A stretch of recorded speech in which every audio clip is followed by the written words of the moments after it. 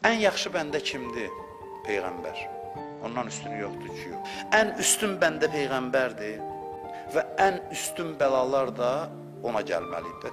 Çünki deyirək, bəla yaxınlaşdırır övliyaları.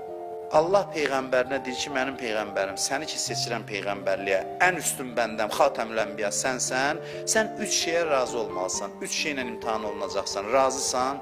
Birincisi, səni vuracaqlar, təhqir eləyəcəklər, dişini sındıracaqlar, başına toz tökəcəklər, kül tökəcəklər, razısan, dedi, bəli, razı. İkincisi, dedi, qardaşın Əlinin başına bəlalar gələcək. Sən demə, Əlinin bəlaları ilə Peyğəmbər imtihan olunur. O mənada yox ki, Əli imtihan olunmur. İkisi də olunur, amma mərkəzdə Peyğəmbər dayanır.